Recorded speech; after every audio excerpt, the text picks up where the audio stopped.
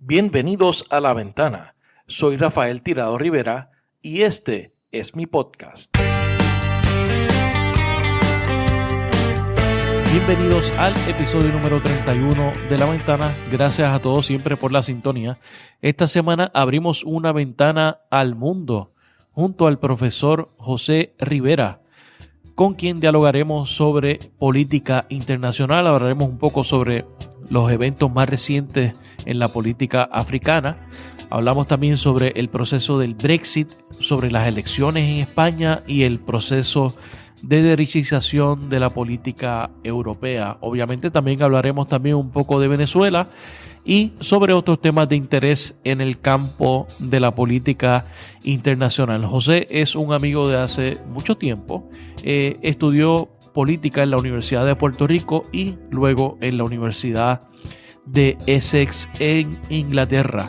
En la actualidad se dedica a dar clases en la Universidad del Sagrado Corazón y en el sistema universitario Ana G. Méndez, y desde hace ya varios años se ha destacado como analista en los medios de comunicación sobre temas de relaciones y de política internacional. La próxima semana tendremos de invitado al editor del periódico La Perla, Omar Alfonso, con quien hablaremos sobre todo lo relacionado a la crisis de la quema de carbón en Guayama y de la planta AES. Así que los invito a descargar ese episodio que estará disponible a partir de la semana, ya que tendrá información muy importante sobre todo lo relacionado a la crisis de la quema de carbón en Guayama. Recuerda que La Ventana está disponible a través de tu aplicación favorita para escuchar podcast y se publica todos los viernes. También que me puedes seguir a través de las redes sociales. Búscame como Rafael Tirado en Facebook y dale like a mi página. En Twitter sígueme como rtirado, al igual que en Instagram @rtirado. Por último, te invito a que sigas y leas mi blog titulado Así las cosas, que publico todos los martes a través de elnuevodia.com. El título de la entrada de esta semana es El próximo Rafael Hernández Colón, sobre el legado y la figura del exgobernador. Ahora los dejo con una ventana al mundo con el profesor José Rivera. Profesor José Rivera, bienvenido a La Ventana. Muchas gracias, Rafael, y un placer estar aquí. Sí, qué bueno, y gracias por aceptar nuestra invitación. Hoy estamos desde Sagrado Corazón en Elementos 360, que es un espacio que nos están brindando. Con la gente que lo vea a través de YouTube o de Facebook sabe que estamos acá en Sagrado. De hecho, tú eres profesor acá. Así es. En agosto de 2016 empecé aquí en la Facultad Interdisciplinaria de Estudios Humanísticos y Sociales, en el programa de Estudios Internacionales, gracias a la gestión del doctor José Gabriel Martínez Porras, quien me reclutó en un momento muy importante, muy crítico en mi vida. No había salido de la UPR y no se me había renovado el contrato, pero igual también las cosas pasan por algo, ¿no? Todo ese 2016 fue un año muy particular porque mi padre enfermó, murió, así que estuve cuidándolo, y justo en el momento en que el viejo pues ya se fue, ¿verdad? Pues José Gabriel Martínez Porras me reclutó, y entonces retomé la docencia a través de algo que me encanta tanto, que son precisamente las relaciones internacionales, los estudios internacionales, la diplomacia y la política mundial. Claro, y eso fue precisamente lo que tú estudiaste, ¿no? Así es. ¿Cuál es tu trasfondo académico para que la gente conozca? Mucho de mi trasfondo académico viene precisamente del recinto de Río Piedras de la UPR. Que ahí fue que nos conocimos. Así mismo, allá hicimos amistad con un bonche espectacular de amigos que todavía son amigos de nosotros, muchos de ellos académicos, sí. Muchos de ellos están en otros lares, en el activismo político también.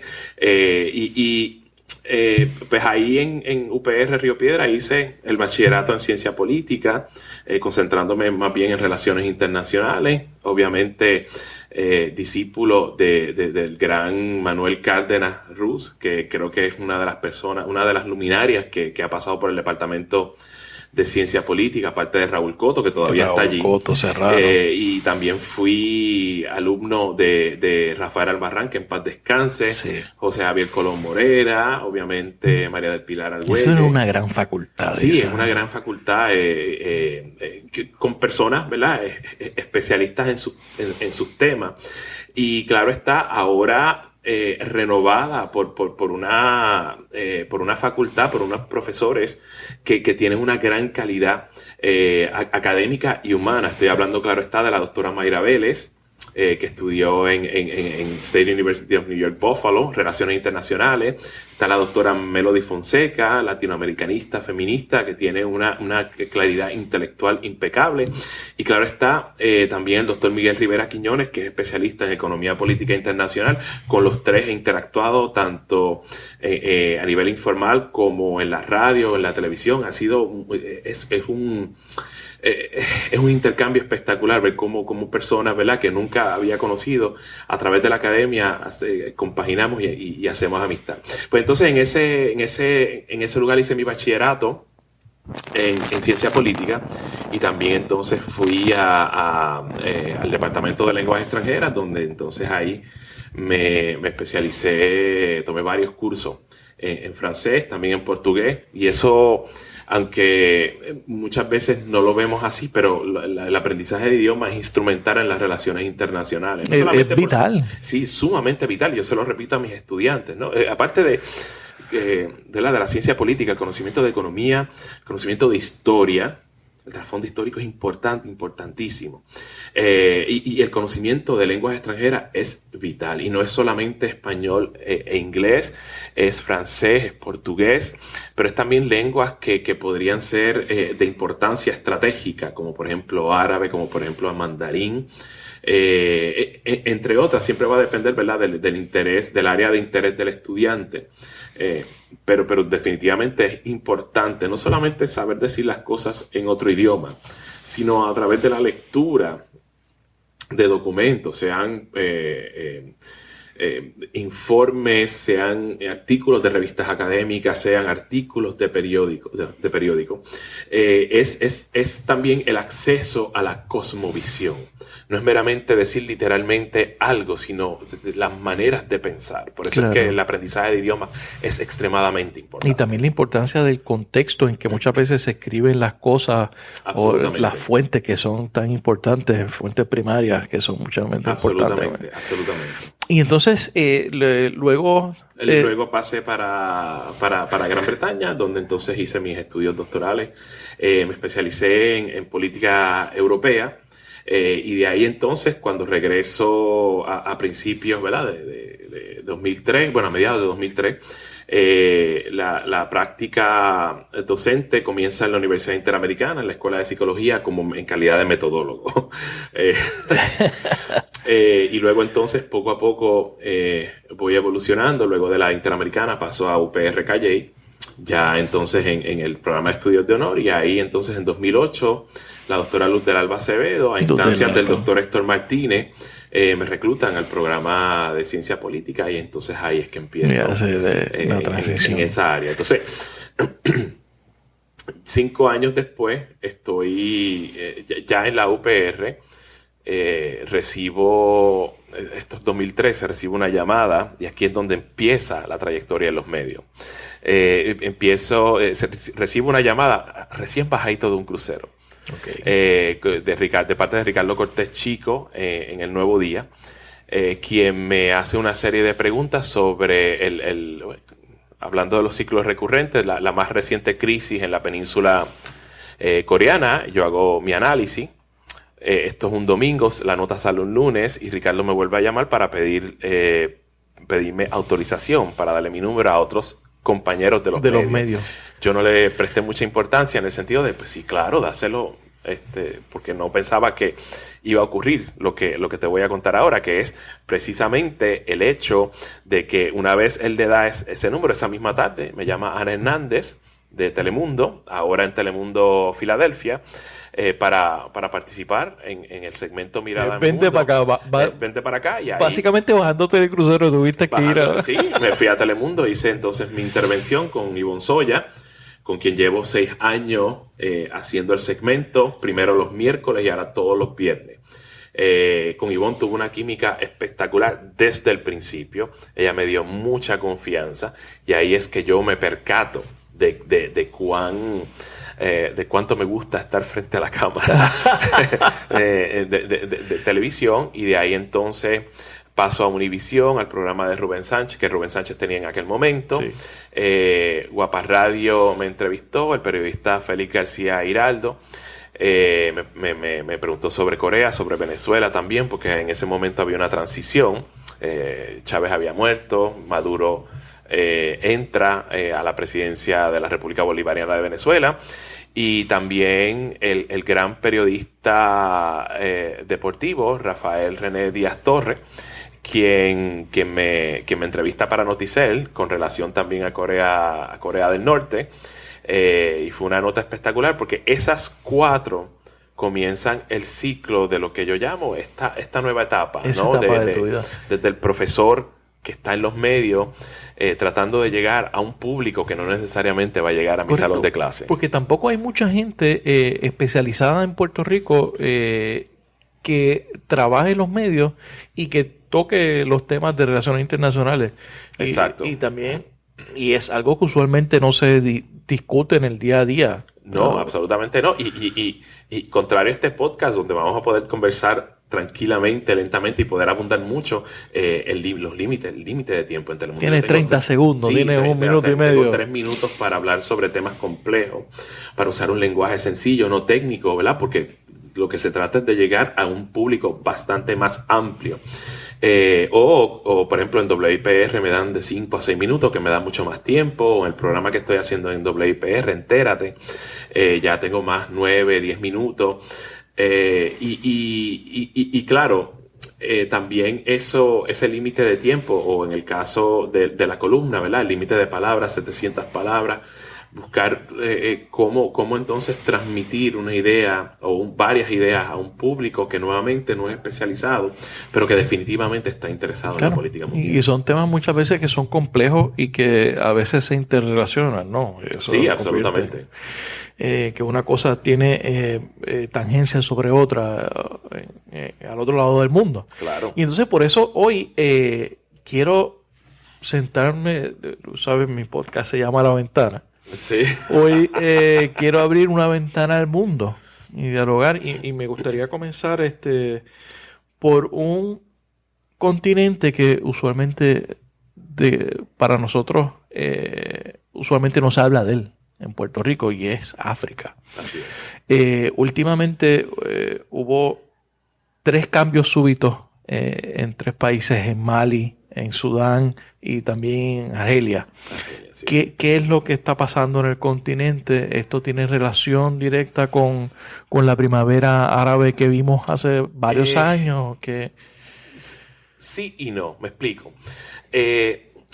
Evidentemente la primavera árabe como fenómeno sociopolítico, como fenómeno que sacudió los cimientos institucionales de los países árabes, y cuestionó la larga vida de los autoritarismos, sean monarquías absolutistas o sean gobiernos seculares con gobiernos autoritarios que heredan esa posición a sus hijos, ¿verdad? Pero el vínculo filial está ahí. Eso inició un proceso que luego entonces crea una serie de eventos sacudidas que luego terminan, en el peor de los casos, mal, como Egipto, porque entonces Egipto regresa al autoritarismo, ¿verdad? A la vieja certeza. Hemos cambiado a Mubarak por un general, por Sisi, ¿no? Exacto. Que es un evento triste, en el sentido de que articulando la fuerza del cuerpo político, el pueblo, el demos, turnándose y creando redes de solidaridad en la Plaza Tahrir, logran tumbar un gobierno que estuvo por 3 décadas y obviamente 40 años de autoritarismo, luego entonces del nazarismo, Anwar el-Sadat, y luego entonces Hosni Mubarak, y tratan de reconstruir el espacio democrático plural desde cero, que no existe, y en eso, como resultado, ¿verdad? Porque es una organización política mucho más preparada y mucho más astuta sobre el terreno, la Hermandad Musulmana, que no duró ni un año en el gobierno, un gobierno que fue electo democráticamente. Mucha gente en aquel momento se escandalizó por el hecho de que los hermanos musulmanes estaban en el poder y llegaron por la vía democrática, pero yo dije, hay que hay que construir, ni siquiera reconstruir, hay que construir el espacio democrático en Egipto. La Hermandad Musulmana era la organización que más preparada estaba, porque no hay una izquierda egipcia, hay izquierdistas egipcios, hay liberales egipcios, hay conservadores egipcios, pero reconstruir ese espacio político requiere que ellos se organicen en partidos políticos y que luego entonces se inserten en esa dinámica. Que no es una dinámica que es ajena ciertamente a la tradición de estos países, ¿no? A veces uno piensa que no, lo que hay que hacer es llegar allí y fundar un partido político, que la gente se una, entonces cogemos un candidato. Exacto. Esa noción de democracia jeffersoniana, por llamarla de alguna forma, es un tanto diferente, ¿no? Sí, absolutamente. Pero yo lo llamé democracia precaria, pero democracia al fin. Una de las cosas que más me satisfizo es el hecho de que el haber validado esta dinámica, por más débil que fuera, por más precaria que fuera, era el hecho nada más de que se iban a construir partidos políticos para competir abiertamente una vez se renovaran los ciclos electorales en Egipto, que nunca ocurrió, y que permitía entonces que la hermandad musulmana moderara su discurso, moderara su práctica política, porque es mejor tenerla en el ruedo político que allá en la marginalidad política, en la clandestinidad. Y entonces que se convierta paulatinamente en lo que yo llamaría un partido conservador con base religiosa, básicamente el equivalente de la democracia cristiana en Europa, un partido islamodemócrata, claro, que era algo que yo también veía antes del giro autoritario que dio en Turquía Recep Tayyip Erdogan y el Partido del Bienestar y la Justicia. Claro. Y eso, de hecho, la hermandad islámica fue declarada organización terrorista recientemente por el gobierno de Trump. Absolutamente. Y muy desafortunadamente a instancias de precisamente Mohamed el-Sisi, que es el presidente egipcio, que no tiene ninguna base legítima de política, precisamente porque es parte de lo que en un momento dado fue el intento y el éxito de subvertir la incipiente democracia egipcia. Todo es, y obviamente Egipto es un ejemplo, quizás los ejemplos más catastróficos de la primavera árabe son Siria y Yemen, ambos envueltos en una guerra civil. En el caso de Yemen particularmente estamos hablando de una emergencia humanitaria de enormes proporciones a instancia del Reino de Arabia Saudita, que como sabemos es una monarquía absoluta que prefiere ejercer una hegemonía política, geopolítica y diplomática sobre la región, y que está esencialmente matando de hambre a los yemeníes con tal de tumbar una insurgencia que tiene, en el mejor de los casos, unos lazos tenues con su rival geopolítico, que es Irán. En el caso particular del Sudán, de los cambios que se suscitaron en el Sudán, que se suscitaron en Argelia, y claro está, la situación de Mali, sí tienen que ver con la primavera árabe, pero no directamente. Pero son más locales, ¿no? Sí, son mucho más locales, pero están vinculados a la primavera árabe. Vamos por partes. Claro. En el caso específico del Sudán, no hubo un impacto tan grande de la primavera árabe en ese país como por ejemplo lo tuvo Egipto, lo tuvo Siria, lo tuvo Túnez, lo tuvo Libia, que también terminó de manera catastrófica. Que son estados que no existen hoy, que tierra de nadie. Esencialmente, pero para todos los efectos y propósitos, el Sudán estaba bastante aislado de eso, salvo alguna que otra protesta en Jartum. No hubo un impacto sustancial de la primavera árabe, pero era precisamente porque los problemas de Sudán ya estaban presentes, estaban muy presentes, y claro está, su récord pésimo de derechos humanos, pero también los problemas en el sur de lo que hoy día es la República del Sur de Sudán. Exacto. El genocidio de Darfur, los problemas con sus minorías étnicas en el África subsahariana, que también tenía un fuerte tono racial,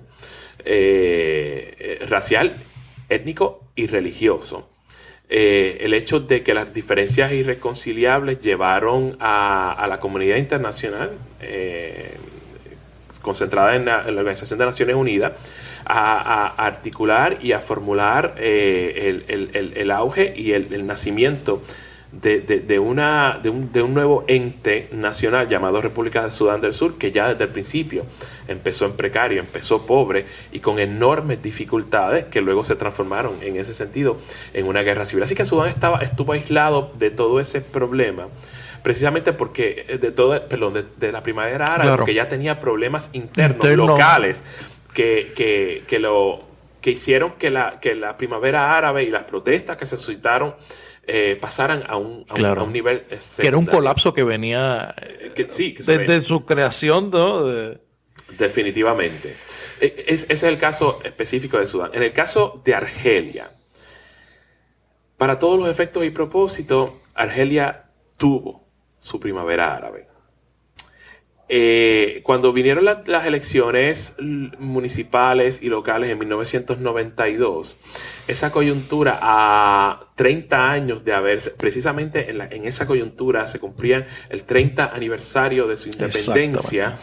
El partido que trajo la independencia de Argelia, que ayudó al advenimiento de lo que llamamos la República Árabe y Socialista de Argelia, el Frente de Liberación Nacional, o su epíteto, ¿verdad?, en francés, Front de Liberación Nacional, su apoyo entre la población estaba erosionando enormemente, porque a 30 años de haber accedido a la independencia, una independencia que se peleó de la manera más terrible. Sangrienta. Sí, sangrienta. O sea, lo que Gillo Pontecorvo muestra en su película La Batalla de Argel es muy poco. Los libros de historia, sobre todo el libro de Benjamin Stoja y los documentales basados en esa guerra de independencia, son fuertes de ver, pero necesarios como documento, como memoria histórica, porque es necesario documentar el comportamiento de guerra, no solamente de los franceses, sino de la guerrilla del Front de Liberación Nacional. Ambos cometieron atrocidades, crímenes de guerra en nombre de la independencia. Así que, habiendo pasado por ese momento tan traumático y habiendo con éxito accedido a la independencia, el nacimiento de Argelia, que se convierte en ese sentido en un elemento, o sea, una mística, o sea, una idea mítica para todo movimiento de izquierda y todo movimiento de liberación nacional en la década del 60, 30 años después de su independencia, simple y llanamente el Front de Liberación Nacional no ha logrado crear algo mejor, o no logra mejorar la vida de los argelinos y argelinas comunes y corrientes, que luego entonces vierten su mirada y sus preferencias hacia un movimiento islamista que se llama Frente Islámico de Salvación, que definitivamente estaba a punto de tomar el poder en las elecciones, de salir victoriosos en las elecciones locales, y el Frente de Liberación Nacional, el gobierno del FLN, simple y llanamente canceló las elecciones, creando con ello un vacío de poder que entonces terminó en el FIS y el Grupo Islámico Armado, que es su ala militar, retrayéndose a la marginalidad política, y entonces articulando una insurgencia que fue terrible. Los 3 años entre 1992 y 1995, cuando lograron, con la asistencia de los franceses y americanos, neutralizar la insurgencia, fueron terribles para los argelinos, porque tanto el GIA, el Grupo Islámico Armado, como el ejército y las fuerzas de seguridad argelinas iban a los villorrios argelinos a buscar insurgentes, no los encontraban, entonces mataban, arrestaban arbitrariamente, y entonces cuando el GIA venía a esos mismos villorrios, hacía lo mismo y acusaba a los habitantes de esos villorrios de colaborar. Fueron años terribles también para los extranjeros. Si no eras argelino, básicamente eso equivalía a una sentencia de muerte. Muchos europeos que vivían de manera permanente o semipermanente en las ciudades de Argel y Orán, que son las principales, terminaron precisamente ejecutados por parte de insurgentes, y se presume también que las fuerzas de seguridad hicieron también sus pininos precisamente para tratar de crear una imagen terrible del GIA. Así que ese momento de sacudida, Argelia lo tuvo en un momento mucho más temprano. Así que en ese suceso lo inmunizó a Argelia de los eventos que se dieron en ambos costados del país, tanto en Túnez como en Libia. Correcto. Pero eso no quería decir que había un deseo de cambio, que sí lo hubo. El hecho nada más de que Abdelaziz Bouteflika, que es el presidente que acaba de salir, estaba ya delicado de salud. Se presumía que había tenido un derrame cerebral, pero obviamente el aparato de seguridad argelino... Esta persona no está viva hace como 6 meses. Sí, yo no sé desde cuándo. No, digo, está vivo, cerebral, pero no está funcional. Exacto. O sea, la trombosis que tuvo fue fulminante. Y yo creo que el hombre, o sea, no funciona, punto. No habla, no da instrucciones. Y son sus cercanos y los generales los que imparten instrucciones. O sea, el Estado argelino virtualmente está dirigido por una persona que esencialmente sí, está muerto en vida. Exacto. Está muerto en vida. Y entonces eso nos lleva a Mali, que es el último cambio más reciente en África. En Mali había una necesidad enorme de cambio, no solamente por el hecho de que el Estado, que es algo que es muy común en África occidental, ¿verdad? Lo que llamamos West Africa. O sea, el Estado central simple y llanamente se queda en la capital y no atiende el resto del país. Es un problema muy similar, no me gusta hacer la comparación, pero bastante similar a Nigeria. Nigeria obviamente es un país mucho más desarrollado, pero es un país que se guía desde el centro, literalmente desde el centro, porque Abuya está en el centro de Nigeria. Pero todos los beneficios, los beneplácitos se dan siempre en la capital y no necesariamente... La acumulación de riqueza, ¿no? Sí, la acumulación de riqueza, y no necesariamente eso se redistribuye al resto del país. Con lo cual entonces el norte de Nigeria, extremadamente empobrecido, cae entonces víctima de la militancia de Boko Haram. Pues lo mismo ocurre entonces en Mali, ¿no? Ese abandono de parte del gobierno central en Mali crea un resentimiento en provincia, particularmente la minoría étnica tuareg, que ya desde hace mucho tiempo está en alzada en contra del Estado maliano, pero que entonces recibe asistencia de organizaciones como Al-Qaeda y en menor medida Estado Islámico. Al-Qaeda es quien realmente tiene una base. Tiene un foothold allí. O sea, tiene un foothold en esa región, que luego entonces que constituye un elemento de preocupación, no solamente por parte del Estado maliano, porque precisamente por los ataques que se dan en las villas apartadas de la capital, por los actos insurgentes en la capital, sino también porque desde el desierto de Malí se articulan ataques, tanto en Libia como en Argelia, como en Marruecos. Y es un lugar... Una base de operaciones. Aislado, sí. Constituye una base de operaciones, claro, desde Mali para articular una insurgencia enorme y constituye la base de operaciones de lo que nosotros llamamos Al-Qaeda en el Magreb. En el Magreb. Claro. En el Magreb. Entonces este cambio viene como respuesta, ¿verdad? Quizás a una solución mucho más integral, en el sentido de vamos a tratar de ver si podemos redistribuir un poco en provincia, tratar entonces de integrar a esta gente a la dinámica sociopolítica, socioeconómica de Mali, que es un estado que siempre ha estado en precario. Muchos de los estados, de los nuevos estados, sí, africanos que surgieron en la década del 60, empezaron pobres y se han quedado pobres, sí, han tenido problemas serios de desarrollo. Primero, ¿verdad? Por el caos suscitado, ¿verdad? La creación, yo siempre le digo a mis estudiantes, la creación o la reformulación de los estados siempre va a ser un periodo inherentemente caótico.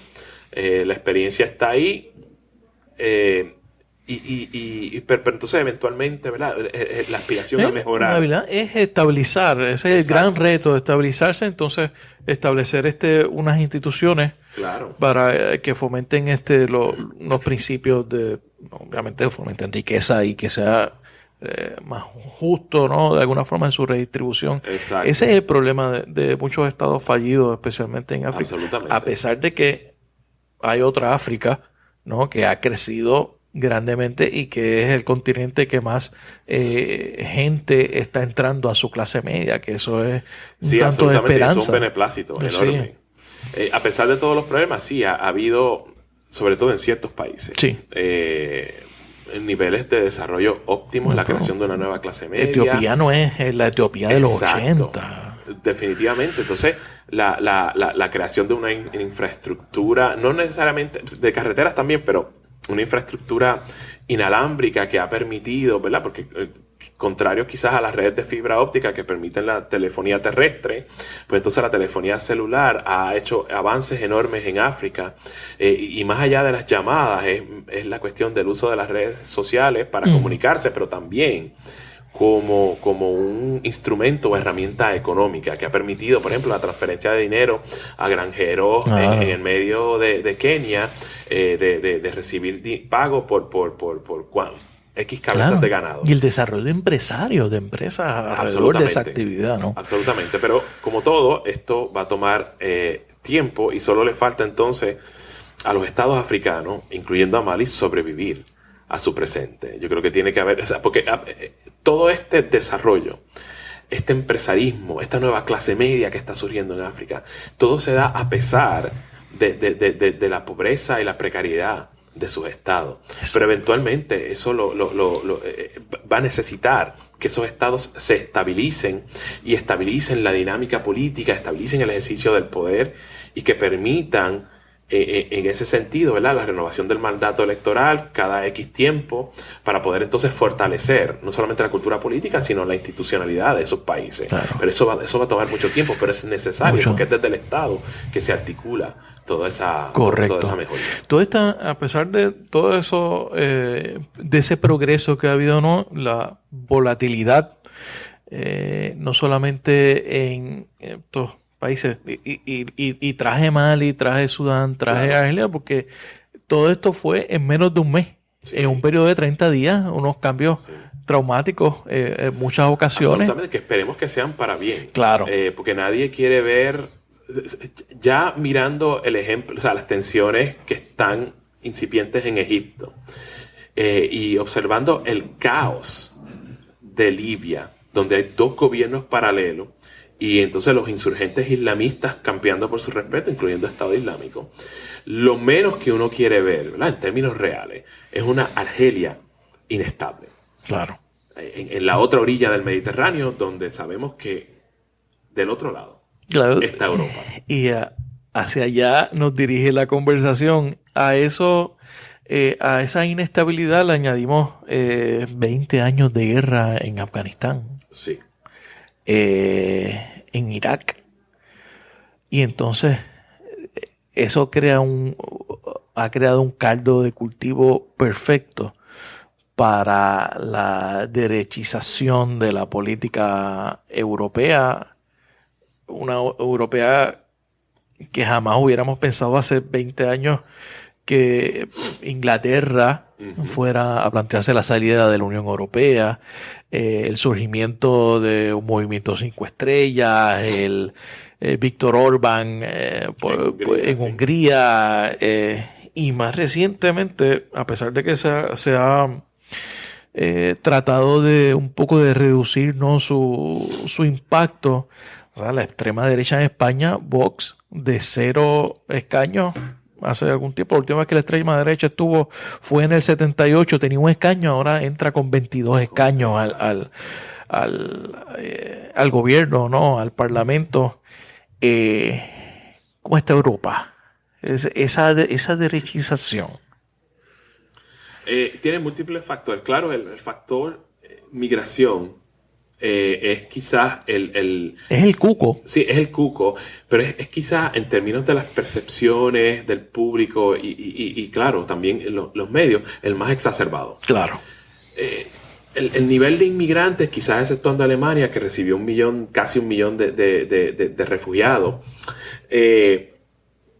realmente no es un número significativo en el sentido de que, por ejemplo, en Italia creo que no alcanzan ni siquiera el 5%. El 5% es parecido a la crisis en la frontera sur de Estados Unidos. Exacto. Es un crisis problema que los entre partidos comillas. de derecha, y claro está, con el auge de las redes sociales, sin mediar ningún tipo de verificación, sin mediar ningún tipo de escrutinio crítico, simplemente presentan una idea con palabras simples y crean un imaginario que no tiene ningún anclaje en la realidad. Estamos siendo inundados por refugiados. Eso no es verdad.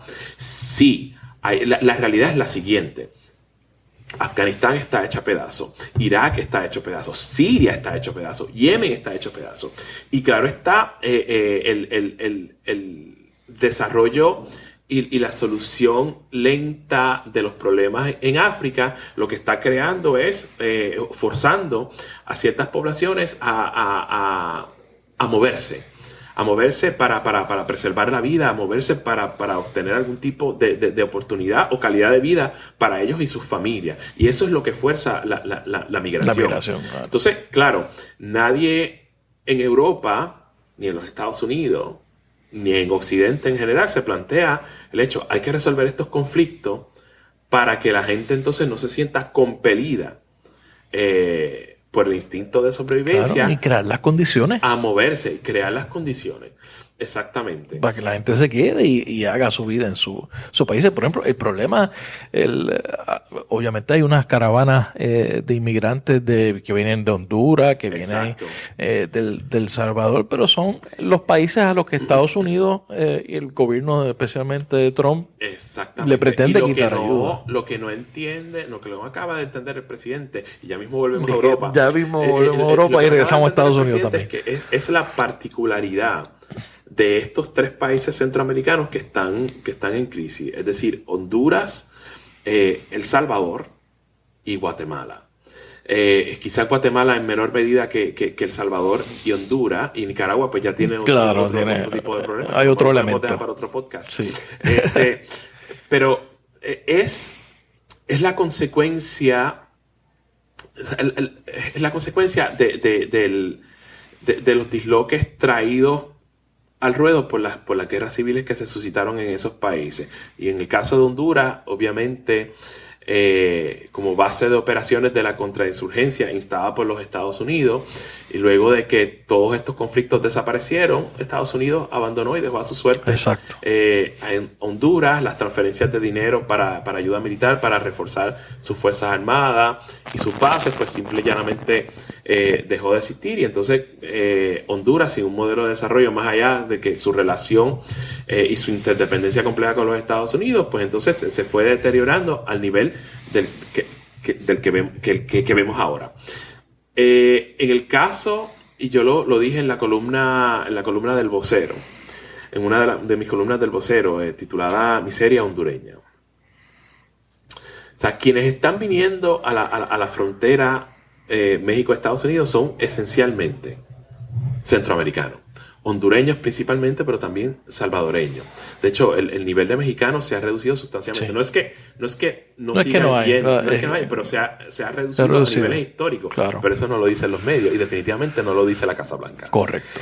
Y no lo dice Homeland Security, no lo dice ICE. Solamente muestran los números, las estadísticas, pero claro, el imaginario de que estamos siendo... Y ahora le llaman los Mexican countries. Sí, que es parte de todo eso. Claro. Sí. Claro, o sea, nadie, más allá de los críticos tradicionales de outlets como Fox News o Infowars o Breitbart o cualquier otro portaestandarte de la ultraderecha estadounidense que dice lo que le da la gana en los medios sociales y la gente le cree, nadie le cuestiona eso. Mexican countries, no, mano. No son provincias de México, son 3 países soberanos que están pasando por un periodo sumamente crítico en su historia política. Su institucionalidad está siendo cuestionada, el aparato de seguridad es inefectivo en contra de elementos, ¿verdad? Esa subcultura del crimen. En el caso particular de El Salvador y Honduras, la ganga Mara Salvatrucha, Barrio 18, que efectivamente dominan sobre ciertos lugares del espacio, del terreno, del espacio social hondureño y salvadoreño. Y no hay salida. Y no hay salida, huyendo de ellos. Más allá que agarrar tus cosas, abandonar tu casa, agarrar Ahí tus está. hijos, ¿verdad? Tu hijo adolescente que ya está en edad para entrar en la ganga, y que el ganguero te toca la puerta y te dice, ese muchacho, Ya es tiempo. ya es tiempo. Y si te niegas, es equivalente a una sentencia de muerte. O tu niña de 15 años, adolescente, y viene el ganguero y te dice, yo la quiero como mujer. Y no le puedes decir que no, solamente puedes en medio de la noche agarrar tus cosas e irte. Son gente desesperada porque entonces el aparato estatal no responde al ruego de esta gente. Decir, mira, provéeme seguridad, déjale saber a estas gangas que tú eres el Estado, que la policía va a estar aquí, pero no.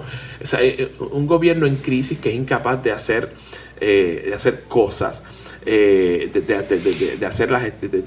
tomar en serio la gestión de seguridad, que es un gobierno, son gobiernos inestables, corruptos, no pueden proveer esa seguridad, y entonces la consecuencia es la salida masiva de migrantes que prefieren arriesgar la vida y el cuerpo en una travesía de varios miles de kilómetros hasta la frontera de México a Estados Unidos, porque no tienen otra alternativa. Sí, eso. Vamos. Es terrible. Pero Es volviendo terrible, a Europa. Estamos hablando de la creación de unos imaginarios precisamente basados en el hecho de que Europa está siendo invadida por los inmigrantes. Y sí, hay una presión migratoria, pero obviamente muchas de estas personas terminan en campos de procesamiento para determinar su situación. En el caso de los refugiados sirios, a pesar de la entrada que se dio masiva en 2015, la gran mayoría de ellos están en campos de refugiados, especialmente en Turquía, donde hay 2 millones de refugiados sirios. Lo cierto del asunto, y esto es lo que no dicen los medios, lo que no dicen las derechas, es que muchos de los migrantes que han llegado a Europa se han integrado a la vida social y cultural de los países que los reciben.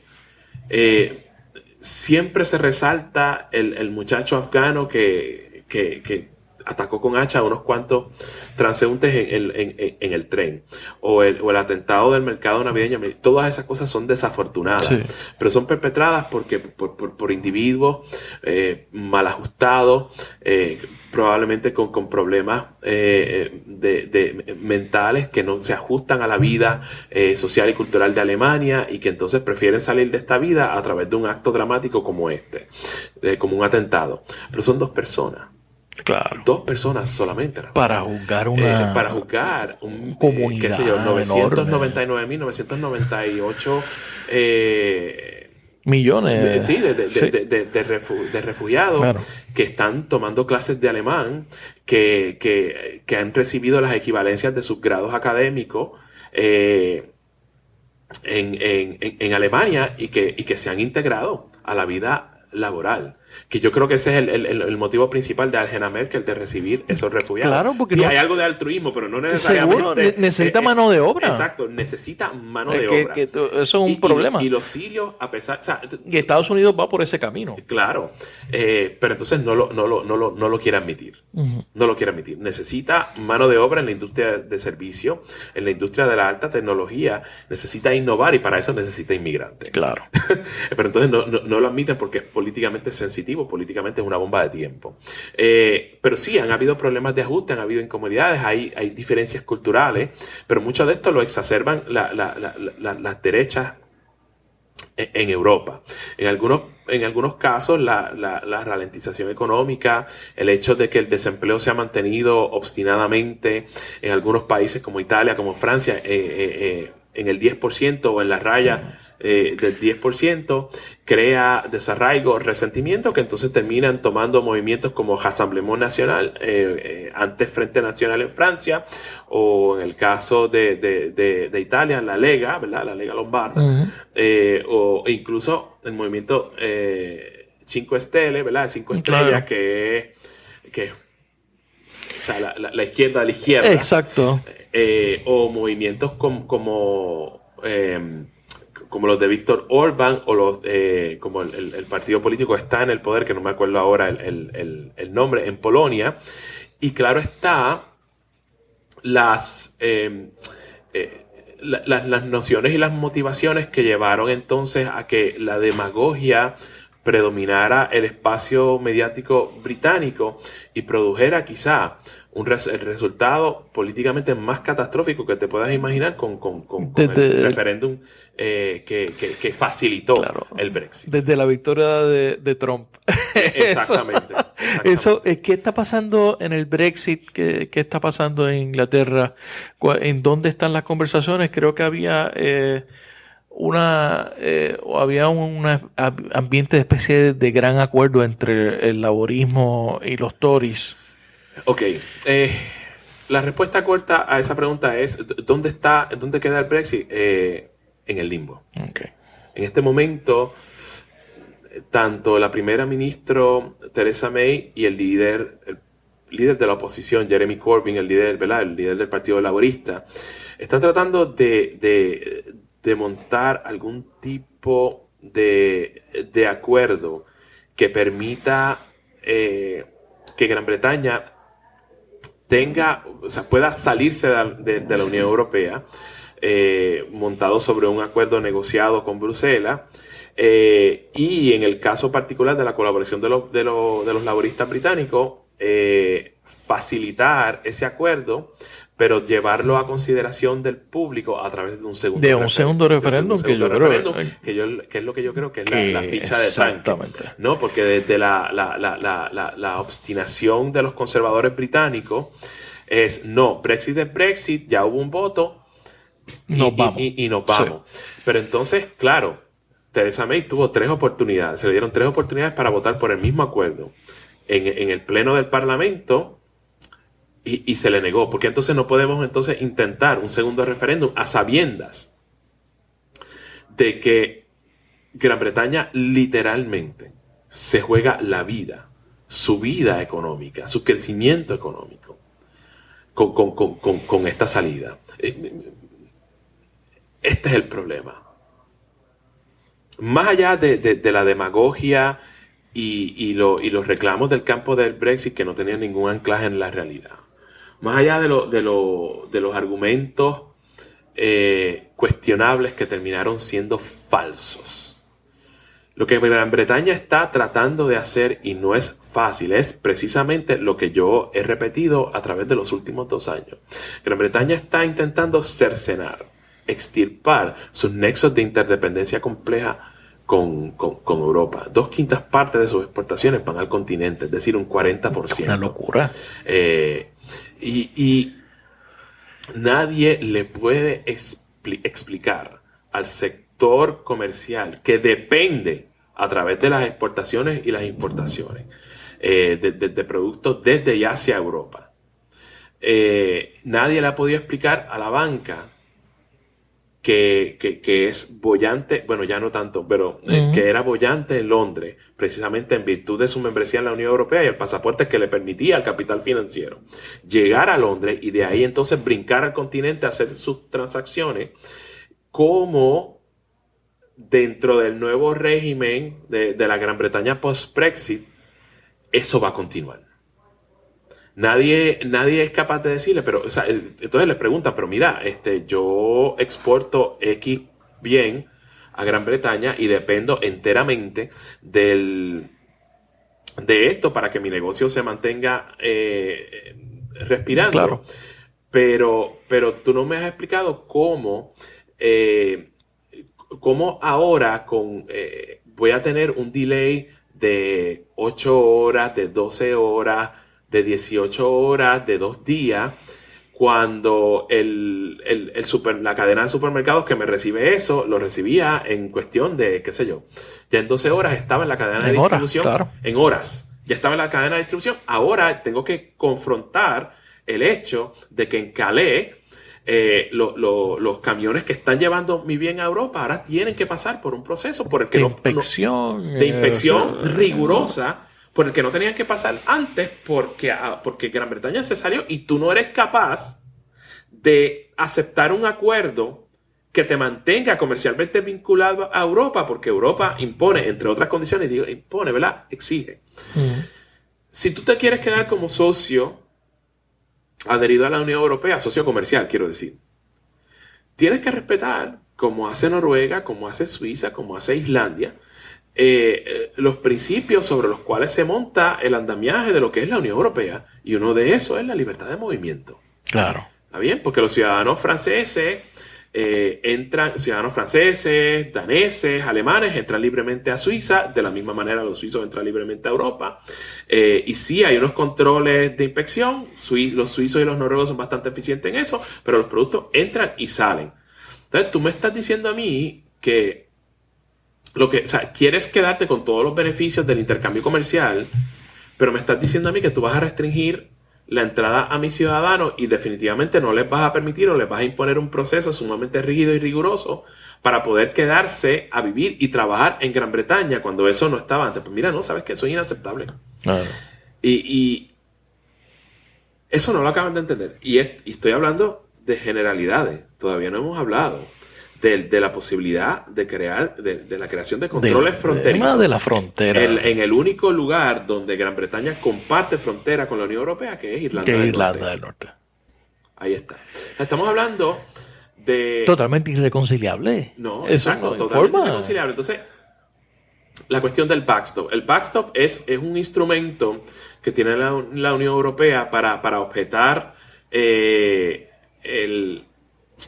la reimposición de controles fronterizos o impedir el libre movimiento de personas en esa frontera, precisamente, o sea, no se le permite a Gran Bretaña que decida arbitrariamente cuándo es que el libre movimiento de personas cese en esa frontera, a lo que los conservadores dicen, esto es inaceptable porque nos mantiene anclado a Europa, y es verdad, claro. Pero nuevamente es el hecho de que no están sopesando bien los pros y los contras de soltar algo que en los últimos 45 años les ha traído un beneplácito enorme. El desarrollo de las ciudades del norte, Manchester, Sheffield, Liverpool, se ha dado gracias a la inversión de fondos de renovación urbana que vienen de la Unión Europea. La posición superior de las universidades británicas se ha dado en virtud de la colaboración científica que se ha dado. Y el hecho de que tenemos una clase media mucho más sofisticada se ha dado porque mucha de la generación X fueron los primeros que se beneficiaron de este intercambio de Erasmus, que les permitió no solamente la adquisición de otras lenguas, sino de absorber otras culturas y de poder convertirse quizás en más que británicos en ciudadanos europeos. Porque Gran Bretaña estaba ensimismada, ¿no? Claro. En esa época de los 80. Sí, es un insularismo, ¿verdad? Literalmente. Y entonces es como que un neo-insularismo, un neo-aislacionismo, en donde las generaciones más viejas, particularmente los baby boomers y parte de la generación X, le está negando a los millennials la oportunidad de derivar beneficio de esta relación. ¿Cuál es tu pronóstico sobre el Brexit? ¿Habrá segundo referéndum? ¿Habrá Brexit finalmente? Yo creo que va a haber un segundo referéndum. No veo una salida más allá de eso. La presión dentro del Partido Conservador, pero sobre todo del Partido Laborista y de unos segmentos del electorado es enorme. Así que probablemente la ficha de tranque, Theresa May va a terminar cediendo y se va a convocar un segundo referéndum del cual no estoy seguro y no sabemos el posible resultado del mismo. Así que ahí va la cosa. España, recientemente interesante en un continente que ha habido un avance importante de la derecha. el Partido Socialista Obrero Español gana las elecciones, gana 80 escaños adicionales. Sí. A pesar de la entrada de Vox, de la extrema derecha al Parlamento. Yo creo que, o sea, el auge de la derecha, de la extrema derecha en Europa, se da por el hecho de que los partidos políticos tradicionales, la centro derecha, la centro izquierda, no han logrado superar quizás el problema en el mercado laboral, no han logrado la ralentización, la desigualdad, la ralentización económica, exactamente. Por lo tanto, la frustración se vierte a la extrema izquierda y a la extrema derecha, sobre todo, ¿verdad? Porque también está el ejemplo de Syriza en Grecia, que también amerita una conversación. Que sí. En el caso de España específicamente, los resultados que beneficiaron al Partido Socialista Obrero Español son interesantes en el sentido de que el PSOE, ¿verdad? El Partido Socialista Obrero Español, es uno de los partidos tradicionales. Pero me parece que muy a pesar del gobierno de minorías que estaba sobrellevando Sánchez hasta la convocatoria de estas elecciones, a pesar de todos los obstáculos, a pesar de que tenían en ese momento 66 parlamentarios en las Cortes Generales, su gobierno en esos 2 años fue relativamente competente comparado con el del Partido Popular, que salió bajo la sombra de un escándalo de corrupción que Rajoy no pudo detener. Exactamente. Y que terminó entonces con su salida del gobierno y su renuncia. Y su administración, a pesar de todo, fue competente porque yo creo que los partidos en las Cortes Generales entendieron que había que gobernar España. Interesantemente, la coyuntura crítica que provocó la convocatoria a estas elecciones, que en las que salió favorecida el PSOE, fue el tranque del presupuesto de 2019, que no solamente el PP le votó en contra, sino también los partidos catalanes. No sé si a manera de castigo, porque hay renuencia con apoyar algún tipo de proceso para Cataluña. Pero lo cierto del asunto es que el tranque provoca la convocatoria de elecciones y entonces el Partido Socialista Obrero Español sale favorecido. ¿Qué va a pasar aquí? No sé. Creo que el auge de Vox en el Parlamento español es un fenómeno preocupante. No creo que... O sea, si la gestión de Sánchez en este nuevo Parlamento resulta positiva, y eso pues it's a toss-up, claro. Podría entonces mermar el apoyo de Vox y aquellos electores frustrados de la izquierda que fueron a Vox para expresar precisamente esa frustración, podrían entonces regresar o al PP o al Partido Socialista Obrero Español. ¿Qué va a pasar? No sé, hay que ver la gestión de este nuevo gobierno. Mi estimado es que probablemente van a seguir gobernando en minoría, porque no creo que haya un interés de Unidas Podemos de formar gobierno. Yo entiendo, las coaliciones pueden ser un arma de doble filo para el junior partner. Pregúntele al Partido Comunista Francés durante los gobiernos de coalición de izquierda plural con los socialistas y los verdes. Y la merma en el apoyo electoral. Y lo vieron ahora. Exacto. Unidas Podemos tuvo un colapso. Exacto. Así que probablemente en algunos issues, en algunos aspectos, terminarán apoyando al gobierno con sus votos. Y lo mismo Ciudadanos, que se cerró el paso al ni siquiera considerar la posibilidad de formar un gobierno de coalición con el PSOE. ¿Tú crees que se podría rescatar algo de esa victoria en el sentido de los gobiernos de izquierda, de centro izquierda, para hacerle frente a esa derecha que viene? Sí. Porque hay también las iniciativas de Bernie Sanders. Claro. Sí, pero dependerá particularmente de la gestión de la izquierda en el poder en el caso de España. Y dependerá en general de que la izquierda retome su asertividad y no permita que la derecha defina los términos del debate, que para mí, como hombre de izquierda, como hombre de centro izquierda, es una fuente enorme de frustración. Desde cómo se permite que la demagogia reine suprema en las redes sociales, en los medios, y entonces la izquierda lo permite en vez de exigir un espacio igual para cuestionar, para invalidar, para desmentir esa demagogia. Mira, no, esto no tiene anclaje en la realidad. ¿Dónde está tu evidencia? Tú no has sido gobierno para decir esto, para determinar esto. Lo haces desde la marginalidad, desde la trinchera, desde la estrechez ideológica. Claro. Y la realidad es mucho más complicada que eso. Pasando un poco a nuestro más cercano a nuestro entorno, Venezuela. ¿Qué pasará en Venezuela? Estados Unidos ha planteado una posición bastante recalcitrante en términos en contra de Venezuela, en contra de Cuba, en contra de Nicaragua. Sin mucha efectividad en la realidad, porque yo no veo movimiento de tropas estadounidenses hacia Venezuela. Yo creo que en lo más profundo, estoy seguro que el presidente es perennemente ignorante, pero el cuerpo diplomático y sobre todo el cuerpo militar concentrado en el Departamento de la Defensa sí tienen los pies bastante bien puestos sobre la tierra.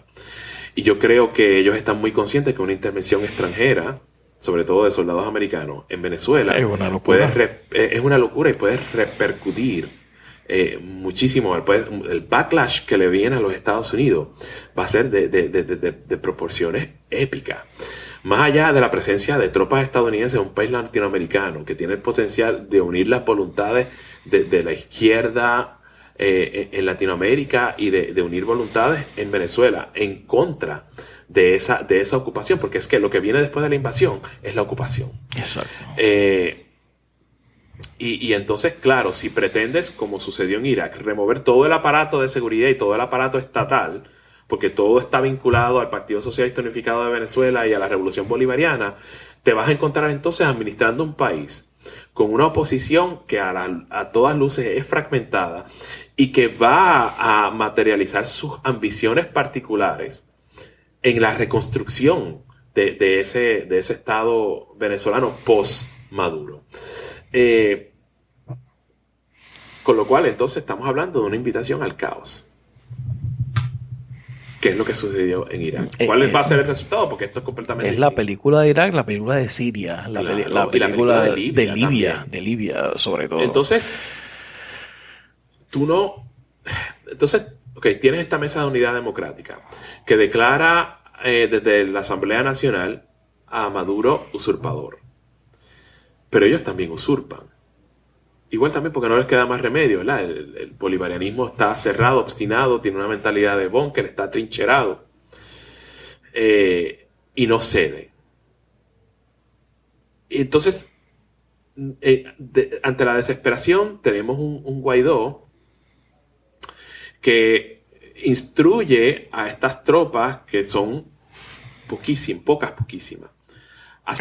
¿Tú crees que lo engañaron? Sí. O peor aún, se dejó engañar. O se dejó engañar. ¿No? O peor aún, se dejó engañar. Lo que yo dije en el artículo más reciente, ¿verdad? En la columna más reciente que escribí en el periódico El Vocero sobre el epílogo de esta intentona de golpe de Estado, es que Guaidó no evaluó las condiciones objetivas sobre el terreno. O sea, lo primero que tenía que preguntar, ¿todos los militares están con nosotros? En este momento. Firmaron un documento que evidencie que están con nosotros. Yo necesito verificar la movilización de tropas, no solamente en La Carlota, sino en las otras bases militares. Claro. Y yo necesito hablar con Vladimir Padrino y la cabeza del SEBIN para constatar, o sea, párense al lado mío y quiero constatar que ellos están conmigo. Claro. Y eso no ocurrió. Estamos hablando de pensamiento mágico, de buenos deseos, wishful thinking, Y la grandiosidad de un imaginario que nunca... El cuento de que ya había un avión disponible para que Maduro se fuera a Cuba. O sea, toda esa propaganda, toda esa idea, todo ese imaginario estaba ahí. Claro. Y entonces Guaidó hizo su movida, rodeado de un puñado de soldados. Entonces, claro, el ángulo de la cámara estaba ahí para reflejar como que había algo masivo cuando no lo había. Y Leopoldo López. O sea, ese acto de transgresión inició una cadena de eventos que terminó en un fracaso estrepitoso. Las únicas personas que salieron a la calle fueron las personas que se convocan, que se autoconvocan, estaban con ellos, pero no habían soldados. O sea, había muy pocos soldados. Los que salieron fueron a combatir y a tratar de detener a aquellos soldados de mediano y bajo rango que se aliaron con Guaidó y Leopoldo López. Entonces, ¿cuál es el desenlace? Leopoldo López termina haciendo sendas declaraciones desde la seguridad de la Embajada de España, primero de Chile y luego de España, y los soldados, los que pudieron, se refugiaron en la Embajada de Brasil a pedir asilo. Y Guaidó queda vulnerable, expuesto, debilitado políticamente, y lo único que puede hacer la institucionalidad estadounidense a través de estas tres figuras nefastas que son Elliot Abrams, John Bolton y el secretario de Estado Mike Pompeo, es pepitar sendos discursos agresivos contra Rusia, contra Cuba y contra Maduro, pero sin ningún tipo de acción concreta tras el discurso. ¿Tú ves alguna salida inmediata a esta crisis o tú crees que se va a arrastrar por los próximos años? No hay salida. No hay salida. Esto se va a arrastrar por los próximos años. Maduro, en tanto en cuanto la situación no cambie, se va a mantener en el poder. Entonces yo creo que hay que, quizás en ese sentido... Yo creo que lo único claro aquí es que la llave la tiene el ejército. Sí, la tiene el ejército. Yo creo que el ejército entonces, como protagonista, que no debería hacerlo, pero es ¿cuál es la salida? ¿Cuál es la alternativa? Él lo está empujando a esa pero esquina. entonces tratar de disuadir a las partes desde los guardianes de la constitucionalidad, de la institucionalidad, aquellos que proveen la seguridad interna y externa de Venezuela, convocar a ambas partes, es decir, al gobierno de Maduro, porque ya ellos han probado su fidelidad a este gobierno, y convocar entonces al liderato de la oposición en la Asamblea Nacional y decir, traten de buscar alguna salida a este tranque y gobiernen Venezuela. Nosotros vamos a protegerla y protegerlos, pero de aquí tiene que salir algo. Algún tipo de acuerdo para la gobernabilidad, para la gobernanza de Venezuela. Sí, es lo único. O dentro de las filas del PSV, dejarle saber a Maduro, mira, esto no está funcionando. Hay que buscar una manera de facilitar algún tipo de transición. Algún tipo de salida. Tiene que haber una forma de transición. Tiene que haber elecciones. Sí, porque sí, puede ser que las sanciones hayan afectado la economía de Venezuela, pero también hay un manejo macroeconómico incompetente de parte del Estado. Totalmente. Así que, o sea, como yo lo veo, o sea, la salida es menos que ideal. Pero fuera de una intervención extranjera con las variables incógnitas que eso puede traer, muchas de ellas catastróficas, no veo otra salida más que desde el liderato de las Fuerzas Armadas instrumentar algún tipo de diálogo y arreglo político que permita la gobernabilidad de Venezuela. Qué locura, pensando uno en las Fuerzas Armadas que sean los que tengan la... Que no es ideal, porque a nosotros lo que se nos enseñó es que en las democracias las Fuerzas Armadas están supeditadas, subordinadas a la autoridad civil. Y esos son los arreglos de las cartas magnas, de las constituciones de las democracias. Pero en este momento yo no veo una salida, es decir, asumir un rol mucho más proactivo a favor de calmar las cosas de Venezuela, de proveer seguridad y entonces llegar a algún tipo de entendimiento que facilite esto. Sí. Yo quería hablar de Trump, pero yo creo que hemos hablado bastante de Trump, de su política exterior. Yo creo que hemos visto cómo es que opera, la forma en que lo hace. Pero me gustaría hablar de China. Sí. China está en un proceso de creación de lo que le han llamado la The Belt and Road Initiative, que es básicamente su consolidación, Sí. un proceso de consolidación hegemónica del cual estamos ajenos, o sea, estamos totalmente ciegos básicamente de ese proceso. ¿Qué es lo que está pasando con China? China está, bueno, desde mucho antes, está aprovechando quizás la retirada paulatina o más proactiva de los Estados Unidos de los escenarios en el noreste, sureste, sur y centro de Asia. Claro, que he venido en los últimos años. Tratar, exacto, y este proceso es como que la cherry en el bizcocho. Para tratar de instrumentar una iniciativa económica, de integración económica que permita recrear, quizás en esto hay un poco de fantasía también, claro, la ruta de la seda. Claro. Y entonces facilitar no solamente la integración económica de estos países, sino facilitar el comercio entre estos países con China como el socio principal. ¿Qué resultados puede tener esto? Sobre todo cuando China está experimentando quizás un periodo de ralentización económica, el primero en años. ¿Y cuánto de la guerra comercial con los Estados Unidos está impidiendo que eso se dé? Pues ya es harina de otro costal. Bueno, no necesariamente, pero me parece que son factores que influyen en quizás en procurar el Belt and Road Initiative, pero también lo trancan, lo impiden. Claro. Porque el Belt and Road Initiative depende de una China boyante, de una China afluente, de una China en claro crecimiento económico. Pero su guerra comercial con los Estados Unidos y los desarrollos más recientes, ¿verdad? El tuit de Trump imponiendo las sanciones, deja al presidente Xi en una posición precaria en donde no está seguro a dónde moverse. Tengo que resolver esto primero. Sí.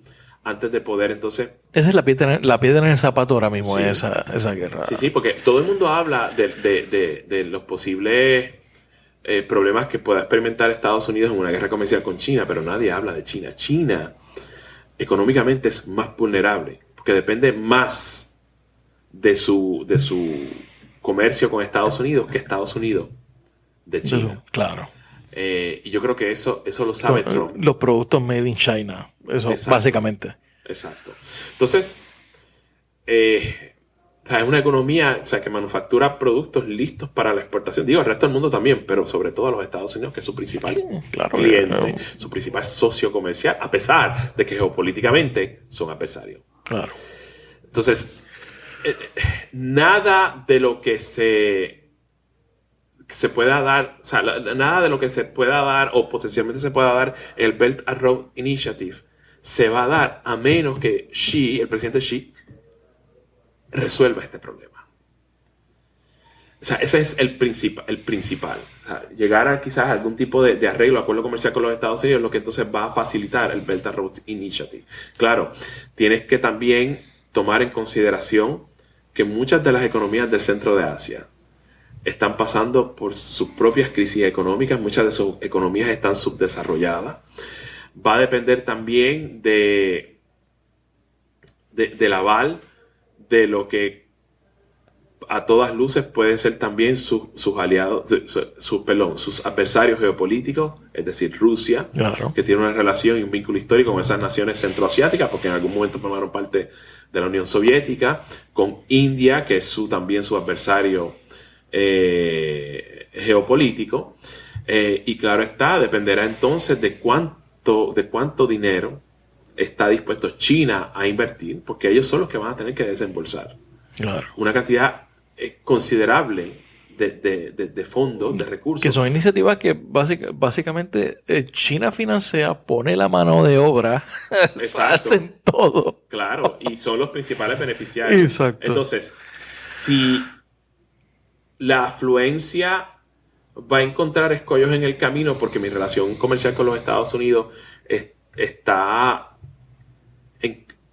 siendo cuestionada, está en una interrogante y no sabemos con certeza qué es lo que va a pasar en los próximos meses, pues entonces todo eso se detiene. Aparte de eso, también necesita mucha estabilidad política Y las naciones centroasiáticas se distinguen precisamente por la lo contrario. inestabilidad.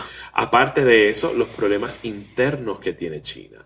A la salida de ese Belt and Road Initiative se va a dar por la parte occidental de China. Por el Tíbet. Por el Tíbet, pero sobre todo, por su provincia de Xinjiang, que es el lugar, ¿verdad?, donde la minoría étnica, los uigur, que han experimentado la mano de hierro de Pekín desde tiempo inmemorial, que no les ha permitido desarrollarse cultural y religiosamente, porque los uigur son esencialmente primos de los turcos, son musulmanes, algunos hablan mandarín, pero tienen su propio idioma, su propia identidad y sus propias aspiraciones como pueblo, ya sea una autonomía relativa con respecto al Estado central chino, ¿verdad?, con respecto a Pekín, o ya sea la aspiración de algunos, que es precisamente la emancipación, la independencia de lo que ellos llaman esencialmente Turquestán Oriental. Es complicadísimo. Sí, como idea, como concepto, el Belt and Road Initiative es extraordinario. Y aparte de aquellos que como yo hemos leído la historia o hemos leído ficción basado en la Ruta de la Seda, pues es extraordinario. Fascinante. Pero igual, Maquiavelo nos enseñó que las cosas son como son, no como quisiéramos que fueran. Entonces hay unas realidades sobre el terreno y dificultades geopolíticas, geográficas, que impiden que China pueda llevar a cabo y concretar este Belt and Road Initiative, que en el mejor de los casos va a tomar décadas. ¿Este era el mundo que nos prometieron con el fin de la historia? Definitivamente no. Definitivamente no. Me parece que que Fukuyama emitió un juicio muy precipitado. Creo que estaba basado más bien en el colapso de la Unión Soviética. Basado en mucho vino, probablemente, de celebración. Y en un éxtasis y un frenesí que luego que pasó, entonces, como académico, él tuvo que haber observado la realidad y decir, tal vez no. Una de las cosas que nosotros vimos en el principio de ese colapso del bloque socialista europeo y la Unión Soviética fue el auge de los nacionalismos. Lo vimos con la antigua Yugoslavia. Esa fue la primera... el primer aviso, la guerra de los Balcanes. La primera advertencia. O sea, la desintegración de la Yugoslavia. Inmediatamente. Y la catástrofe que se formó en los Balcanes fue la primera advertencia, el primer aviso, como dijiste, de que el mundo iba a complicarse una vez la bipolaridad cesara de ser. Y así fue. Y así es. Sí. La democracia está en crisis, está siendo cuestionada. Sí, absolutamente. Absolutamente. El sistema de colegios electorales en los Estados Unidos ha permitido que un hombre que no obtuvo la mayoría en el voto popular sea el presidente de los Estados Unidos. La demagogia y la manipulación del discurso en las redes sociales ha permitido que la gente, ha permitido la manipulación de un público que debería saber mejor. El descenso de la información fidedigna, el deterioro de la información de los medios y el deterioro de las culturas políticas basadas en la falta de educación e información política de los públicos es lo que ha permitido todo esto. Lo que ha permitido este proceso tan penoso de insurgencias a nivel político, de discursividades violentas, virulentas, de propaganda y de un público que nuevamente debería saber mejor y que se deja llevar por discursividades extremas sin ni siquiera pretender verificar.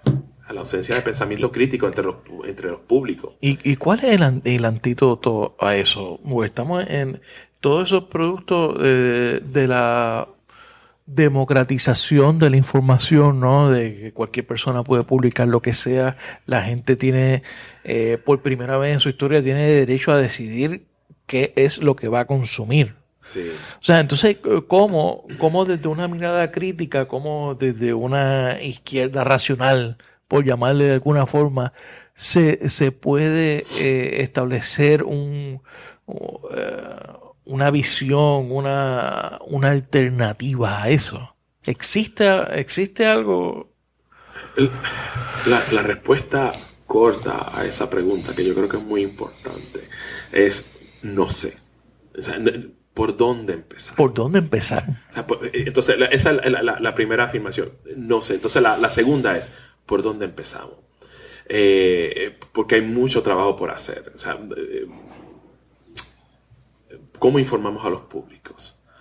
¿Cómo instamos a que el consumo de información sea mucho más racional? O sea, ¿qué medidas podemos tomar desde nuestro activismo político para... Y una cosa, y yo creo que para contrarrestar sería eso? importante retomar el internacionalismo. Absolutamente. Con una agenda, con una visión, como propone Varoufakis y Sanders. Claro, pero eso va a tomar mucho tiempo, y entonces el activismo para contrarrestar esto se tiene que dar desde los medios, lo que estamos haciendo ahora, y desde la calle. Y desde personas que están dispuestas a maquiar la jaula, rattle the cage. Varoufakis, por ejemplo.